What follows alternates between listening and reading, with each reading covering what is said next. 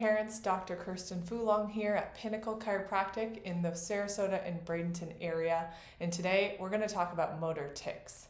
So if you're a parent that has had a child or has a child currently that is struggling with motor tics, you know that there's nothing more that pulls at your heartstrings than a physical glitch that your child cannot control. Now, not only does this make you incredibly sad to watch your child struggle with this, but when your child notices their own tics, they can't really unnotice that, and then they become more and more aware of that, and this can be very detrimental for them socially and emotionally, and stressful for them too. Now, a lot of motor tics and Tourette's and things like that often arise from things like anxiety, chronic stress, and tension.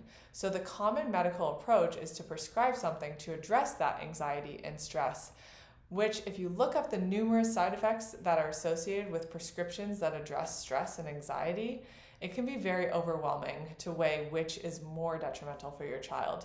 A prescription medication that has a ton of different side effects that you can't even pronounce or even understand, or constant unknowns with feeling and noticing and hearing and seeing those tics happen during stressful events.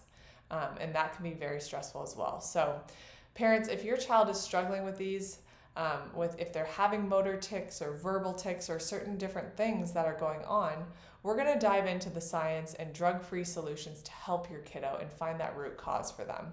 So in our office, as pediatric nervous system focused chiropractors, we look at this thing called subluxation. Subluxation can be broken into three main components. So number one, there is a misalignment, at least somewhere in the spine. When this misalignment happens, there's actually associated tension in the muscles around these joints that fixate and try to protect the area. They get restricted, they build up tension, and they're trying to protect, so they're tight. And everyone knows the feeling of a tight muscle. You and I and everyone's had one of those before. So when that tension builds up enough to create the subluxation, this also creates a neuromuscular response that when the stress builds up and builds up and builds up, this actually affects the neurological input in that area. It throws off the messaging in the nervous system and it creates dysfunction in that region. So the root causes of these motor tics that are that neuromuscular tension aspect. So when that stress builds up and then there's that muscular response and tension or some sort of tic, that is that tension that's built up to the point that the body's trying to adapt through it. And when the input to the nervous system is noise and tension, that output is noise and things like tics. So noise going in creates noise going out for the nervous system.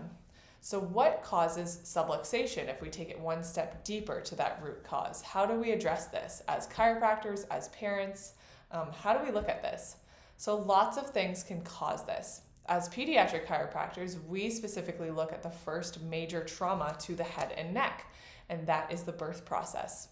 Especially with more manual interventions, C-sections, and stress at birth, we see things where this creates a lot of stress and tension in that upper neck region. We also look at how that has translated through their life into things like torticollis, latching issues, reflux, speech delays, delayed milestones, behavioral challenges, immune system struggles, and so much more that we see in our office. So there's typically a certain trigger that most motor tics show up after. They don't just show up randomly.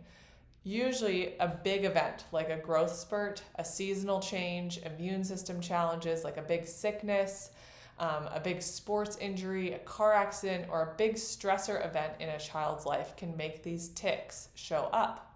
This can make it sort of like a roller coaster for parents because they never know what season their child is going to show more tics in.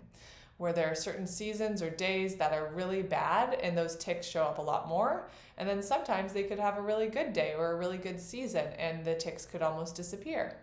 But they come back with a vengeance if the root issue, which is that subluxation, is not addressed. Now, our approach as pediatric chiropractors is not to treat or cure these tics. We do not diagnose, treat, or cure anything, actually, but we increase the threshold of stress and adaptability for your child so that when a stressful event does occur, as they do, stress is going to happen in your life. You cannot avoid stress. So with things like school and social settings and tests and all the things that come along with growing up as a child these days, we actually help your child's nervous system go from here, so already at that threshold, just already stressed out in sympathetic dominance, and we bring that threshold down to here so that they can have that buffer and not immediately trip into overdrive anytime something stressful happens to them. So we also work with adults on this too, because they can also struggle with tics and lisps and different things in their nervous system as well.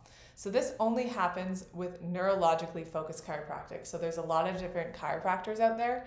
Every single different one has their own specialty. So in our office, we address the root cause of the interference. So we do nervous system scans that find where in the nervous system that they're holding that stress and tension, and why and how that's affecting their function. So we actually have more intensive care in the beginning because we're brain-based and we're brain-focused.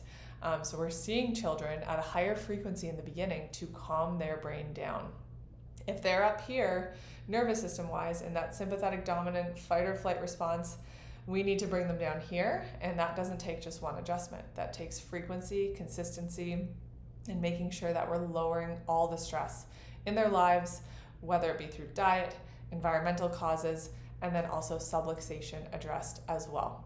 So if you're a parent that's struggling with motor tics happening with your child, and you don't want to go through that common route of unnecessary prescriptions that you might be concerned about with the side effects, and you want to address the root cause of things, please educate yourself on the neurological component of subluxation, what I just talked about, and nervous system interference and how that affects function in your child's body. And if you'd like, you can find a neurological focused chiropractor that specializes in pediatric care near you to get this addressed. So our office, that's what we do every single day. We take nervous system focused scans, and that is our goal, is to reduce that interference, address the root issue of these common struggles in kiddos, and then try to avoid unnecessary interventions that they may be prescribed by their doctors if there's no other answers that they're given. So if this resonates with you, you can comment on this video, reach out to us if you have any questions, and we can help you find someone near you that can help your child.